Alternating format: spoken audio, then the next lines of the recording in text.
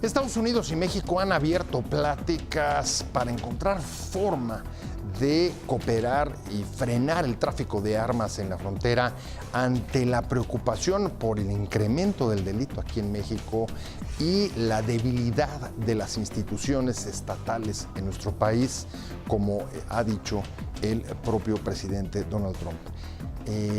Pero el tema no es la primera vez que tratan de encontrar una solución, un mecanismo para frenar, para congelar, como dijeron, el tráfico de armas. Sin embargo, eso es posible con la legislación que permite la aportación de armas, la venta de armas en Estados Unidos.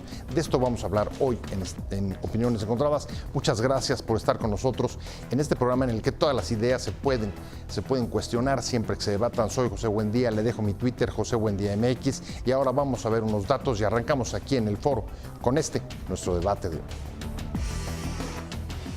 México y Estados Unidos se comprometen nuevamente a enfrentar el tráfico de armas por la frontera, después de ver la capacidad de fuego que han alcanzado los cárteles de la droga en el país, como ocurrió en Culiacán la semana pasada, y ante el temor estadounidense por la estabilidad del vecino.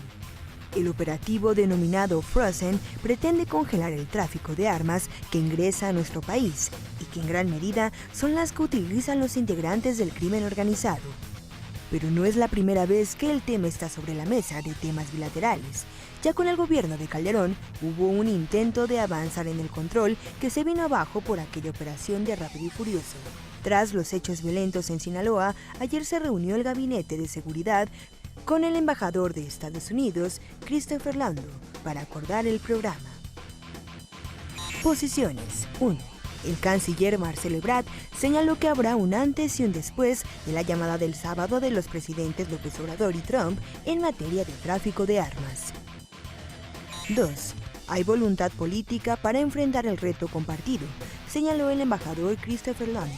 Dijo: estuvimos platicando qué vamos a hacer para controlar el flujo de armas. Reconozco que es un problema para México y que hay medidas que se necesitan hacer de forma conjunta porque ninguno de los dos países puede hacerlo solo, comentó. 3. Jesús Seade, subsecretario para América del Norte de la Secretaría de Relaciones Exteriores, dijo que México y Estados Unidos deben trabajar en un muro tecnológico para frenar el ingreso de armas en la frontera. ¿Realmente es posible que fructifique un esfuerzo para controlar al menos el tráfico de armas por la frontera de Estados Unidos a México, que en buena medida van a parar a los cárteles de la droga? Algunas armas, como vimos en el caso de Culiacán, de alto poder que superan, por lo menos en esa circunstancia, a las que vimos que tenía el Ejército y la Guardia Nacional Mexicana. Muchas gracias, Rubén Salazar, director de Quetel. ¿Cómo estás? Un placer tenerte, como siempre. Vamos a una consultora dedicada al análisis de la situación de la inseguridad. Julio Sabines, como siempre, un placer, Julio. Pepe, gracias por tenerme. Especialista en seguridad nacional. Mi querido Erubiel Tirado, ¿cómo estás? Bien. Un placer tenerte. Muchas gracias. Qué bueno que estás. Arranco contigo. A ver, lo que escuchamos ayer, en primera, fue una reunión aquí en instalaciones, entiendo que de la Secretaría de Seguridad Pública, la reunión que sostienen con la Embajada de Estados Unidos. El nivel no me parece muy alto. En otras ocasiones, cuando se ha hablado de un tema como tráfico de armas, ha sido, digamos, mucho más... los interlocutores han sido, digamos, al más alto nivel y se han llevado a cabo en Washington. Pero la pregunta de fondo es saber si es posible o ante qué estamos, esta nueva intentona. Pienso en Rápido y Furioso y la verdad es que no encuentro la cuadratura, menos un presidente como Trump, que tiene los vínculos que tiene con la Asociación Nacional del Rifle. Sí, es correcto. De hecho, lo platicamos la última vez que estuvimos en tu programa, este tema de las armas, este tema de las operaciones que se habían venido ejecutando en Estados Unidos desde por lo menos el gobierno de Barack Obama y anterior a él, desde el gobierno de Bush. La operación Receptor Abierto inicia con esta lógica de introducir armas a México para rastrear a los principales líderes de los cárteles. Todo este modelo fracasa. Se inunda de armas a nuestro país, armas que fueron empleadas en diversos conflictos que llevó a cabo Estados Unidos en Asia, por ejemplo, tanto en Irak como en Además, Afganistán. armas que están reciclando, que no Sí, pueden de hecho, muchas de estas armas, pues las Barrett, que luego las vimos en estos las Barrett no acontecimientos se en venden, Culiacán. ¿No? Esas no se venden en las armerías de Estados Unidos. A través de la operación Rápido y Furioso. Okay. Esas armas fueron, de hecho, la mayoría de ellas entregadas al cártel de Sinaloa. La Barrett que vimos, por ejemplo, en la camioneta, en estos hechos que ocurrieron en Culiacán, pues es probablemente, ¿no? Todo este inventario que todavía quedó. De hecho, no se ha logrado todavía realizar un inventario del número total de armas que entraron a través de esta operación. Entonces, cuando tienes a Estados Unidos como uno de los principales factores que han propiciado finalmente la introducción de estas armas de manera ilegal a nuestro país, por ejemplo, en los últimos 2 sexenios han introducido a lo mejor aproximadamente 3 millones de armas a México. De estas 3 millones de armas solamente se están decomisando el 10% de las mismas. Finalmente todo esto es algo que depende de la Secretaría de la Defensa Nacional. No solamente han ingresado armas de Estados Unidos. Por ejemplo, hace también un poco más de un año, la propia Sedena tuvo que retirarle armas que ella misma había comprado a una empresa alemana, que fueron empleadas en Iguala, en los trágicos acontecimientos del 26 de junio. Ayotzinapa. Así es, en Ayotzinapa. Estas armas llegaron a la Policía Municipal de Iguala. Entonces, lo que estamos observando es que también en el caso de México existe una serie de situaciones en materia de política pública que no han impedido el ingreso de estas armas. No hemos logrado también, a través de estrategias mucho más contundentes de parte de la autoridad, lograr el desarme de los propios grupos que están empleándolas para labores de sicariato. Aproximadamente el 70%, ¿no?, de las ejecuciones que ocurren en México se están realizando con armas de fuego, ¿no? Y me parece que es un dato que también refleja lo que ocurre a nivel global. En todo el mundo existen cerca de 1.000 millones de armas, según un informe que financió el gobierno australiano hace algunos años. De estas 1.000 millones de armas, es el dato contundente, el 40% se encuentra en Estados Unidos, ¿no? O sea, hay más armas en Estados Unidos que habitantes en ese país. Entonces te habla del poderío industrial, ¿no?, que tiene Estados Unidos en esta materia, y la gran dificultad que tienen países como México y Brasil para impedir, ¿no?, que ese comercio ilegal de armas pues incida, a final de cuentas, en los índices de violencia. Pones 2 temas sobre la mesa. Voy contigo, Erubiel. ¿Qué es o dónde está el mayor reto? ¿En esta enorme industria bélica que tiene Estados Unidos o en la falta de políticas internas y en la incapacidad de evitar que pasen por la frontera? Antes de la parte institucional y de capacidad real de contener y de solucionar un problema tan grave como ya nos están describiendo. Como las cifras indican. A mí se me eriza la piel, simplemente además de imaginar todo lo que ello significa. Pero el gran riesgo, antes de todo eso, es el riesgo de la retórica y de que esto sea solo un fuego de artificio, también retórico, entre 2 gobiernos que hacen como que van a tratar un problema sobre el cual hay también agendas paralelas. Y hay que decirlo claro. Hay que decirlo claro en términos de que hay también un comercio legal de armas que se ha incrementado, por ejemplo, entre 2016 y 2018, que entre 2012 y 2016 se incrementó la compra gubernamental autorizada por la Sedena en 10 veces a lo que se había hecho en un periodo de 10 años antes, ¿no? Es decir, hay un comercio también que se ha incrementado en términos legales de adquisición de armas hacia Estados Unidos, o de Estados Unidos para México, independientemente de este otro factor del contrabando ilegal. También ahí hay un matiz. Las armerías o las compras que se hacen en los estados fronterizos de Estados Unidos son compras legales. Cuando se trasladan a territorio mexicano, se hacen ilegales. Se llama tráfico de armas. Y sobre eso también hay que señalarlo, como bien se apunta, la responsabilidad es de una autoridad que está encargada de aplicar la Ley Federal de Armas de Fuego y Explosivos, que es la Sedena.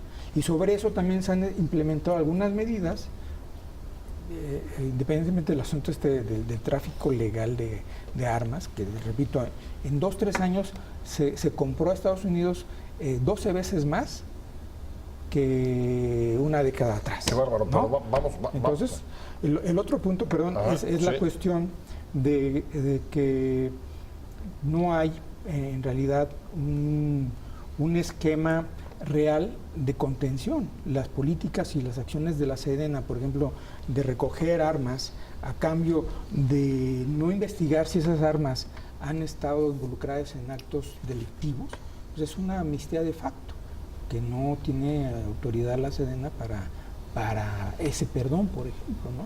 Y eso está ahí, y eso se ha hecho en este gobierno. La verdad es que la Sedena, Julio, está en el centro de la polémica en los últimos días. Por un lado, como ponen sobre la mesa tanto Rubén como Erubiel, ellos tienen la capacidad de regular el tema de las armas a través de la ley de explosivo y armas, al mismo tiempo que lo que vimos en Sinaloa es que están bastante bien armados los cárteles. Y hoy mismo, en la discusión sobre el presupuesto, Leonel Cota decía, vamos a tener que subirle 16% a la Guardia Nacional porque si no, no hay manera. O sea, necesitan dinero porque no están suficientemente ni preparados ni pertrechados. Eso en cuanto a la Guardia. Pepe, mira, estamos juntando el agua y el aceite discursivamente y eso no se puede. No tiene nada que ver. Por un lado, las armas que tiene el crimen organizado son una cosa y luego las armas que compra el Estado mexicano son otra cosa. Perdón, pero lo de Ayotzinapa no tiene nada que ver absolutamente con lo que vemos en el crimen. El hecho de que el Estado mexicano haya comprado armas legalmente, diferentes estados, a Heckler & Koch, es una cosa. Hay presunciones de que algunas se perdieron, es un número mínimo, no tiene que ver. Entonces, enfoquémonos a las armas que tiene el crimen organizado, que no son las armas que está comprando el Estado mexicano. Pero llegaron a una policía vinculada con un cártel. Es natural, sí, desafortunadamente. Guerreros Unidos, ¿no es crimen organizado Guerreros Unidos? La policía de Iguala y Cocula estuvieron vinculadas con el cártel de Guerreros Unidos. ¿No es crimen organizado Guerreros Unidos? No, por supuesto. Te estás esa es la policía. O sea, estás llegaron a la contradiciendo policía. de una manera muy terrible. ¿Quién lo compró? No, lo que pasa es que cuando juntas las dos cosas, Sí. si el Estado mexicano compra armas y si el narco compra armas, pues es agua y aceite y eso hace una emulsión discursiva. A Guerreros Unidos, No, perdón.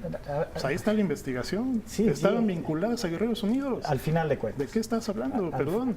Al final de cuentas. Una policía vinculada a Guerreros Unidos a quien le entregó Sedena armas de la empresa Heckler & Koch, que por política alemana no pueden ser entregadas a para Estados Unidos. fuerzas de seguridad pública. Se entregaron legalmente para fuerzas una de seguridad policía pública vinculada. y todo fue legal. Okay. Y todo fue legal.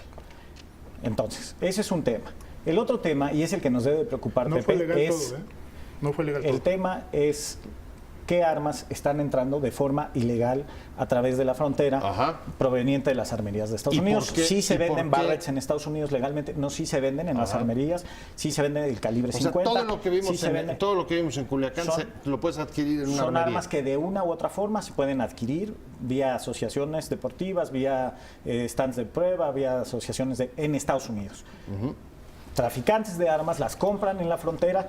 El 70% de las armas que se recogen Yo sí quisiera vienen preguntar, de ahí. las armas que se compran legalmente a Estados Unidos nunca pasan al crimen organizado ni a la delincuencia. Sí. No, Es una pregunta, excepcionalmente. no, sí o no. La pregunta es, la respuesta es sí o no. No, pues es que esto no es pues así. no, pues es una cuestión de control. A ver, Es una cuestión de control y de institucionalidad, si no es por blanco y favor. negro. Déjenme quedarme, si hay un quedarme con la no, pregunta. bueno, Me quedo con la pregunta. Tengo que ir a un corte que me están pidiendo y regresamos justo, no me digas justo que no, pues, a ver el manejo y sobre todo la contención y la regulación que estamos pudiendo hacer regulación, acá, ese es el problema. acá Sí. en México. Tener el tráfico de armas en la frontera, ¿es eso posible? ¿Es viable? Veamos, de este lado de la frontera, ¿qué estamos o no haciendo para controlar, para regular, para aplicar la ley federal de armas de fuego y hasta dónde y quiénes son los responsables de llevarla a cabo? ¿Quién habló? Bien, Rubén. Pues mira, me parece que lo que estamos analizando en este sentido es qué es lo que está ocurriendo en México. Es decir, estas armas que están ingresando al país nos hablan de que tenemos problemas de tanto de regulación, como bien mencionabas, pero también me parece de una política diplomática que no ha terminado por establecer los controles necesarios para que las armas que se venden en Estados Unidos ingresen a nuestro territorio de manera ilegal. Algunas me parece que es el mínimo porcentaje, porque eso es imposible, todo lo controla Sedena de manera legal, como tú comentas. Todo el armamento que está ingresando a nuestro país se hace de manera a través del contrabando. Lo comentaba yo de la empresa Heckler & Koch. Es muy interesante. La de Iguala. De alemán, sí, esta empresa alemana. porque según lo que se ha venido difundiendo desde hace un año en este juicio que está llevando a cabo en este país, la propia Sedena mintió. Es decir, Sedena no le informó a la empresa a qué estados iba a entregar este armamento, cuando en Alemania la regulación de ese país establece que no se le puede entregar a estados en situación de conflicto.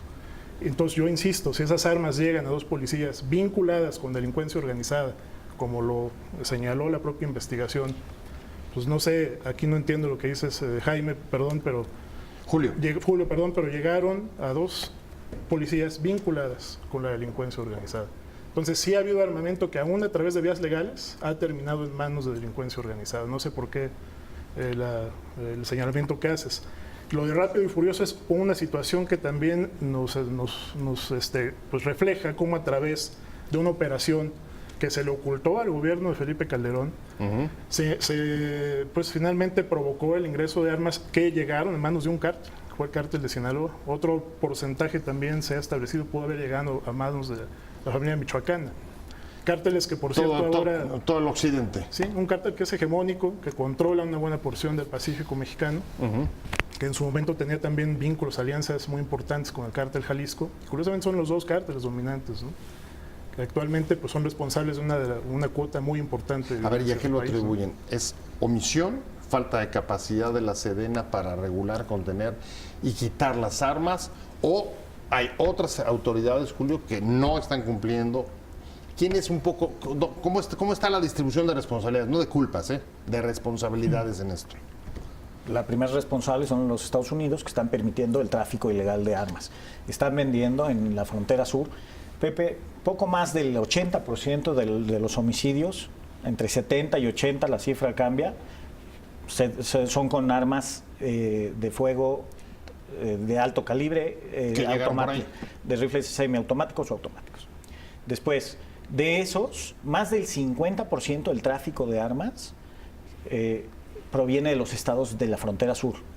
Casi de las guerras casi de el 100% de Texas. No. De los estados sur de Estados Unidos. De los estados sur de los estados sur, particularmente de Texas. Okay. ¿Qué está pasando? Le están vendiendo armas a los traficantes y los traficantes las están introduciendo ilegalmente a México. Entonces, ¿qué necesitamos? Pues, por supuesto, pues, por lo menos pues, empezar a reforzar nuestros tráficos legales. Es complicado porque es muy amplio el número de cruces migratorios todos los días, pero pues ahí es donde tenemos que empezar, por lo menos para que por la aduana no entren estas armas. Pero también hay otro tema, Pepe, tiene que ver con la colaboración del ATF. Por eso, el primer responsable es el gobierno de los Estados Unidos. ¿Con ellos? Seamos precisos. A ver, la cuestión de venta de armas en Estados Unidos es de los estados, ¿sí? No exclusivamente, es una mezcla. Por supuesto, si quieren realmente regular eso, sobre las cuestiones de las armas de alto calibre, sí, como los rifles de asalto y el antecedente que se tiene, que ya se mencionó, lo mencionó Rubén, bien, en la época de Bush, sí, ahí se pudo contener. Así es.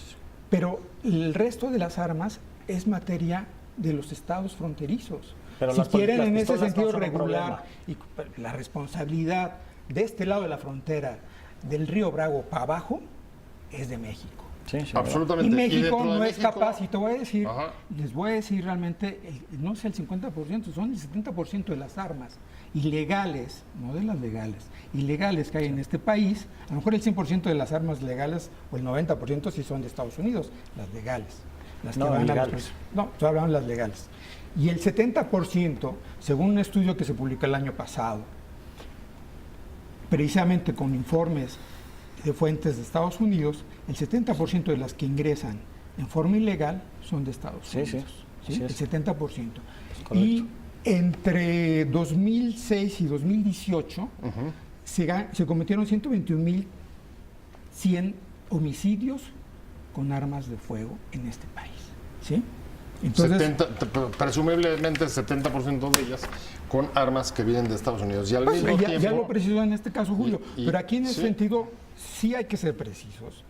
La parte de regulación y de contención debe ser bilateral, pero pasando el río Bravo para acá, la responsabilidad es del Estado mexicano.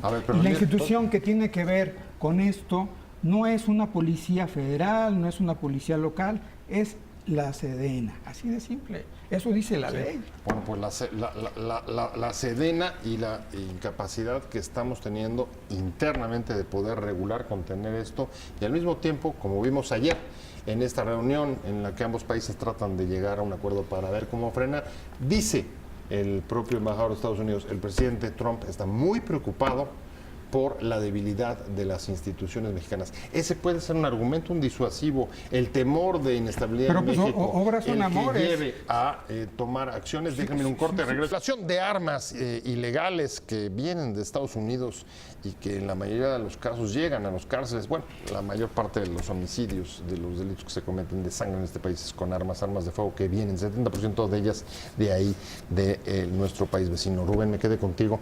Sí. Esta realidad, estos datos, hoy por todos lados nos están hablando de incremento de los índices de delito y al mismo tiempo pues dicen vamos a controlar las armas porque estamos muy preocupados, dice el presidente Trump, por el tema justamente de la debilidad que muestran las instituciones mexicanas para enfrentar el crimen. Estamos hablando, como dice Rubiel, ¿esto es pura retórica o sí hay motivos para preocupación? ¿Puede ser algo que mueva para la colaboración? ¿Qué opinas? Mira, también influye muchísimo la política de seguridad que se ha venido implementando en México desde hace por unos 12 años. Una política que está centrada, en esa parte sí me parece que el presidente tiene razón en hacer la guerra al crimen organizado. Y en la medida que desde el gobierno de Calderón, a través del nuevo modelo policial, empezaron a capacitar a las policías bajo un enfoque militar, a militarizarlas, las empezaron a armar precisamente con la misma capacidad de fuego, era la intención de las Fuerzas Armadas. Tan es así, lo comenté la última vez que nos vimos aquí en tu programa, que en los acuerdos el Acuerdo Nacional por la Seguridad y la Justicia del 2008, me parece que es en el punto 11, artículo 11, se establece que a través de ese acuerdo que las fuerzas, la Sedena en este caso, como la responsable de pues expedir estas licencias, pudiera entregar armas de fuego de uso exclusivo de las Fuerzas Armadas a policías estatales y municipales. Y ese acuerdo lo firmó la propia sociedad civil, que ahora con el gobierno actual empezó a protestar por la militarización de la Guardia Nacional.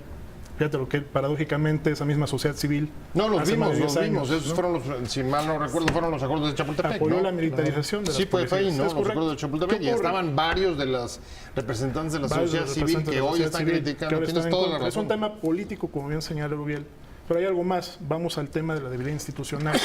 Le entregan armas de uso exclusivo de las Fuerzas Armadas para hacer la guerra, armas para hacer la guerra, y ejemplos creo que hay muchos. Tienes Black Hawks en policías estatales, tienes Sandcats en policías estatales, armas de este grueso calibre en policías estatales. Policías que no tenían realmente los suficientes controles ni la integridad necesaria para poderlas emplear en contra de la delincuencia o del crimen. Más en ese tipo de militarización, porque hasta ese entonces solo 2 policías en el mundo tenían, por ejemplo, vehículos artillados, como los Black Hawk, y era Colombia, ni siquiera Brasil, Colombia y la Policía Federal de México.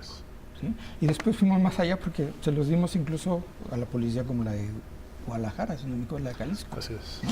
Bueno, después de eso vino, Julio, justo el incremento de la cooperación, de la asociación en seguridad con Estados Unidos, si mal no recuerdo, cuando que da pie a la iniciativa Mérida, una iniciativa que el propio gobierno actual ha rechazado.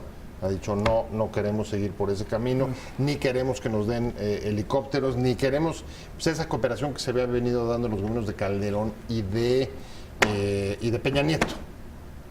¿Qué opinas? Pepe, ¿qué estamos discutiendo aquí? A ver, estamos discutiendo el hecho de que las policías tengan armas, y no ese es el problema. El crimen organizado tiene armas no gracias a que el Estado mexicano las haya importado, ni mucho menos de que las policías las tengan. ¿No? Esto no tiene nada que ver, o sea, no puedo, a mí en lo personal, y con mucho respeto, me parece un argumento absurdo. A ver, estamos hablando del tráfico ilegal de las armas y de la imposibilidad del Estado mexicano de rastrear de dónde vienen esas armas, de darle el seguimiento balístico. Julio, serían dos discusiones. Uno es el tráfico ilegal y otra es la falta de control sobre las Entonces, sobre las legales. las Sobre armas políticas legales es un públicas. porcentaje Sobre políticas mínimo, no públicas. representa un porcentaje. Ok. Estamos hablando de que se están importando ilegalmente cerca de 200,000 armas anuales. Ilegales. Ajá. El tráfico de la compra de armas, estás hablando de cientos, estamos hablando de cientos de miles con el tráfico ilegal. Los grupos del crimen organizado no tienen las armas gracias a las policías estatales. Eso no le veo el sentido a eso. Nadie lo Están afirma de esa entrando, forma. lo acabas de Nadie decir, te confundes. lo acabas Nadie de lo ha decir. dicho de ¿Y esa sabes qué, forma. Pepe? Lo que no puede ser Yo estoy es que hablando de- estén entrando las armas como están entrando. Y dos, que después de los hechos delictivos no tengamos la capacidad de rastrearlas. Para eso había un convenio con la ATF, justamente, que es quien lleva el registro federal Y quien en ese sentido introdujo las armas para el ilegales. E-Trace. Es lo que pasó. Para el E-Trace. Pero esa es una circunstancia. Estamos ¿Cómo hablando vas a del establecer todo. acuerdos, una relación de confianza Bueno, entonces, con una agencia ¿a quién le tendríamos que que actúe estar legalmente? criticando ahorita? Le tendríamos que estar criticando. Pues ¿Por qué no tendríamos que estamos estar volteando hacia el Estado criticando lo que mexicano hizo Estados cuando Unidos. están entrando allá? A ver, en 2004 Bush O sea, liberó tú la lo que venta lo que antes de sostendrías, 2004. el Pepe, problema son básicamente de aduanas. Pepe, antes de 2004, no porque entran por otros es lados, lo que no tú nada dirías. más por la aduana, De entran por otras aduanas partes. y de incapacidad de poder vigilar toda la Sí, frontera. eso. Antes de 2004, Pepe, estaban prohibidas las armas de asalto en Estados Unidos. Ajá. La venta legal de armas de asalto. Eso no supuso un salto trastocaba, cualitativo. no trastocaba la segunda enmienda. Las milicias se armaban con rifles y con rifles deportivos y con pistolas. ¿Qué pasa? En 2004 se libera y empiezan las ventas de armas de asalto y rifles automáticos y semiautomáticos. Ahí es donde se dispara la violencia en México y ahí es donde empieza el problema. ¿Qué pasa ahorita? Hay una iniciativa sobre las cosas que se pueden lograr. ¿Qué pasa? Bueno, por ejemplo, está el caso de la regulación para cargadores de muchos cartuchos. Ya hay una iniciativa en Estados Unidos, por supuesto que la puede regular el gobierno federal, no es solo regulación de los estados. El gobierno federal de Estados Unidos puede regular tanto prohibir la venta de armas de asalto, como era antes del 2004, como también la venta de cargadores con muchos cartuchos, que implicaría que la gente pueda tener una AK-47, pero a lo mejor solo un cargador con 4 tiros y lo imposibilitaría a tener. Eso es una propuesta en el sentido de que Estados Unidos pueda lo que avanzar me en estás la diciendo es regulación. que la posibilidad es de matar feísimo, nada más van a matar feo.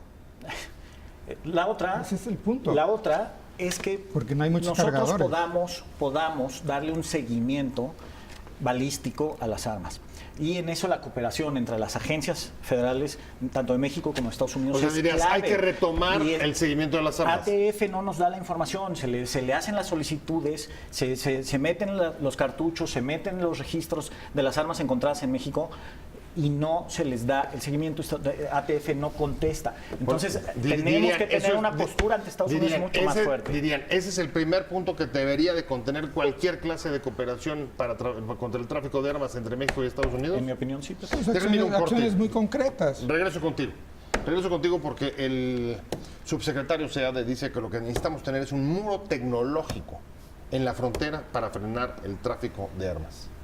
¿Por dónde puede ir la cooperación entre México y Estados Unidos para frenar el tráfico de armas? Por ejemplo, Jesús Seade, el subsecretario de Relaciones Exteriores, decía, necesitamos un muro tecnológico en la frontera, en esa frontera de más de 3,000 kilómetros. Vamos hacia la recta final, Rubén. ¿Cómo ves tú, Rubén Salazar, director de Etequel? Muy ¿Cómo difícil ves? la cooperación porque precisamente lo que ¿Pero hemos... cuál es la dirección? ¿Hacia dónde podemos ir? Me parece que el acuerdo que logra México y Estados Unidos, coincido con Erubiel, será meramente anecdótico. No lograremos realmente un efecto importante en la disminución de sí, sin duda. Simplemente puedo que le decía yo a Julio. La ATF fue una de las principales agencias responsables de esta problemática. Como la desconfianza ante esa instancia no es nueva, es una desconfianza que viene por lo menos desde el gobierno de Felipe Calderón, a quien no le avisaron precisamente lo que estaban haciendo con Del esta Rápido y operación. Furioso.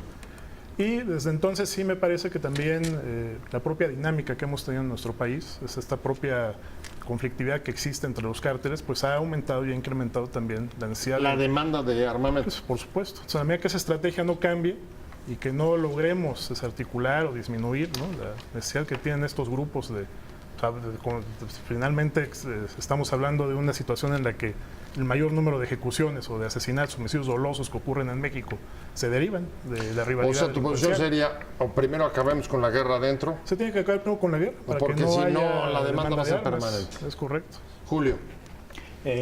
Yo creo que las armas son el músculo de los carteles, son lo que les ha permitido usar la fuerza de la forma en la que lo están usando. Entonces creo que Marcelo Ebrard, creo que el presidente López Obrador está tomando una medida muy adecuada en poner el dedo en la llaga, en señalar lo que está alimentando la gasolina que le está dando el músculo al crimen organizado, que es el armamento. ¿Y la dirección? Y creo que la dirección O sea, es, ya pone el tema en la agenda. yo estoy completamente de acuerdo pero en luego, que con la ATF hay una desconfianza terrible, tenemos que construir el acuerdo al nivel lo suficientemente alto, como tú lo mencionaste, Pepe, para que el no es lo que vimos presidente ayer. Trump... No, es lo que vimos en la llamada telefónica, ¿no? Es lo que presuponemos. Pero ahí es que habló de cooperación, habló de solidaridad. Es el acuerdo, la demanda que está haciendo el Estado mexicano. Entonces, sí esperamos que el presidente Trump tomara una medida lo suficientemente, por lo menos enérgica, con sus instancias federales que dependen de él, al final de cuentas, iríamos en la dirección correcta, por lo menos en empezar a disminuir. El problema se tiene que acabar por un lugar, y el primer lugar es empezar a disminuir la potencia de fuego de los grupos criminales, incluso para los propios choques que tienen entre ellos. O sea, a medida que podamos restringir el acceso que tienen a municiones y armamento. O sea, primero armas y luego acabas la guerra, no al revés.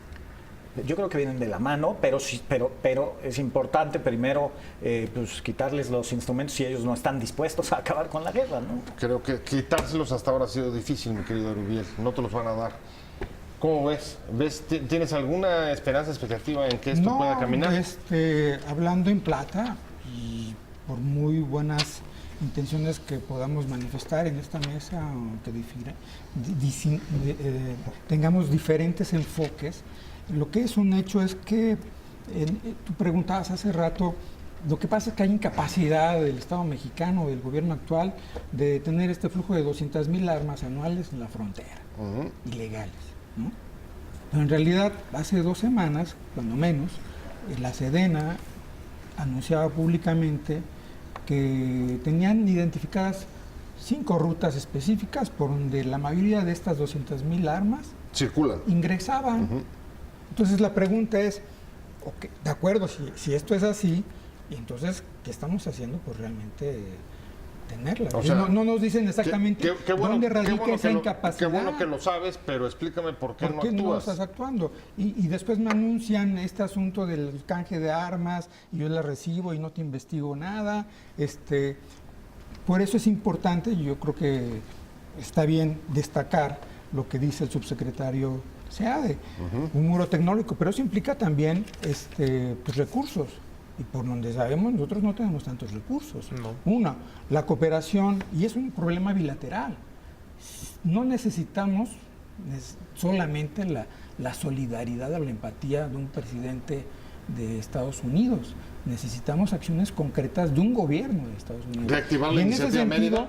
Trump está limitado políticamente. Y hay que decirlo.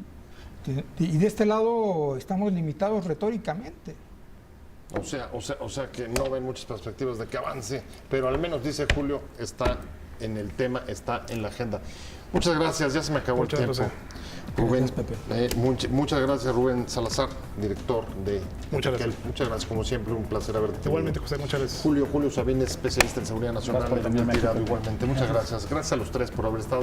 Muy buena charla, les agradezco mucho, pero sobre todo le agradezco a usted que haya estado con nosotros hoy en Opiniones Encontradas.